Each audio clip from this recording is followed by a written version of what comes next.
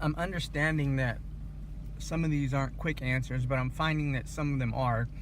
And the quick answer is to just, like, for instance, if I see signs that somebody is petty, vindictive, jealous, envious, greedy, overbearing, to just not deal with them, like, from the get-go. Acknowledge to myself that this is going to cause problems, and I'm going to end up stuck in the same patterns as before, and so I'm not going to deal with this. And this is working out quite a bit. My health has improved from it too, man. Just like speaking up and letting people know where I'm coming from is really improving my health. But you have to do it to the individual. That's the thing. You can talk about how you dealt with so-and-so and how you deal with this all you want, but people are still going to test you. Because people are going to want to be special. Oh, his rules won't apply to me because I'm special, right? And so they think they can get away with shit. But you can't let them, because if you do, it's going to fuck up your stuff. The journey of 1,000 miles begins with one step. And then we want to skip steps and wonder why we're not getting anywhere. You can't skip steps. That's not the answer. And I'm not going to sell people to skip steps. But I'm running into all these people that just want to skip steps. They want to think they have the answer today. You show them a jab, they throw a jab 5 times, and they want to throw the cross already. And they say, oh, I have it. I have the jab. Oh, no, you don't have the jab. You're never going to have the jab. 6 years from now, you're going to throw such an amazing jab that all the other jabs will seem like ridiculous, like you never knew what you're doing. And then 6 years from then, it's going to be the same thing, because it's always improving. You're always getting better.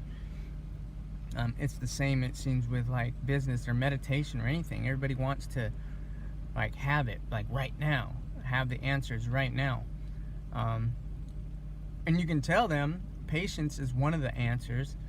Mindfulness, understanding that you're not, like, truly understanding that you're not going to have it right now is probably the key to having it like right now. At least in this moment. You can have it in this moment and it may go away and come back, but understanding that you're not going to have it perfect right now lets go of so much tension that it brings you a little closer. Then you got all these people that are no pain, no gain people. And so they think they have to hurt themselves to like move forward in life. Like, I don't know, they've adopted that Mother Teresa saying about having to suffer for growth. This doesn't make any sense. I don't think you do have to suffer for growth. I think you just have to be willing to grow and use what's around you to grow. And so, like, people say, yeah, you have to suffer, and then they'll go break their hands, they'll go break their feet, they'll go wreck their knees, they'll go and intentionally cause strife in their relationships with their boyfriend and girlfriend because we've got to suffer for growth. It's all nonsense. I mean, maybe you have to suffer for growth. I'm not entirely sure. Maybe a little bit. But not to the extent that all of these people are, you know, like I said, breaking their hands, breaking their legs, destroying their knees and destroying their relationships, and calling that growing. I think a lot of people use growth as an excuse to cause pain because they heard somewhere along the line that pain causes growth. It ties into these, like, everybody's saying, oh, I'm broken. You're not broken. The only reason you're broken is because you keep saying you're broken. You love the storyline of being broken, because then you get to act any way you want, right? When you say you're broken, you say, oh, my brain just don't fucking work right, and so you have to let me act like this. And if you don't, there's something wrong with you. If you don't let me be an asshole, there's something wrong with you because I'm broken, and you just have to accept that. I call BS. I think this broken shit and this pain as growth is just some BS for people to fucking force their bullshit on the rest of us.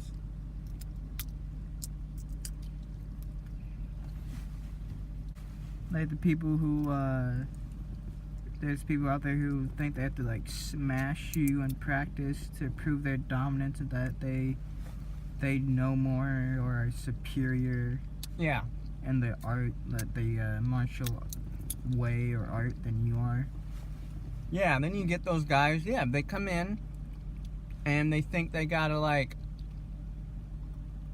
smash to be good at martial arts. And again, they end up breaking their partners or breaking themselves. And are you getting any better while you're broken? Nope, in martial arts, No. that way you're not supposed to have to smash. Like even where it's supposed to be the soft arts, they just want to smash people. Yeah. And then they go on and they'll talk about how it's a soft art and that's why it's so cool, but then they'll just smash their partners. Yes.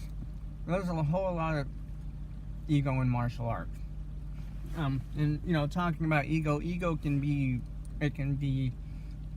a weapon of self-destruction, or it can be a weapon of self-discovery. There is an I somewhere in there, and I think martial arts can help you discover that I and harness that I within yourself. But when you're having to smash everyone as a means of proving to yourself how tough you are, and then the funny thing is, those guys that come in like that, they're the ones who get their feelings hurt the easiest.